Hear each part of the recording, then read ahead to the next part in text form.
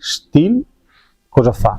Fa una serie di giocattoli che vanno a riprodurre in scala gli attrezzi, quelli veri, quelli per i grandi, e li fanno anche funzionare. Funzionare come? Riproducono il rumore, l'accensione, riproducono il flusso d'aria, se è il soffiatore, riproducono il movimento del filo del decespugliatore con le luci, riproducono il rumore della motosega quando va alta di giri.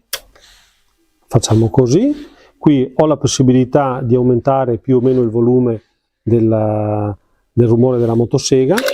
La accendo.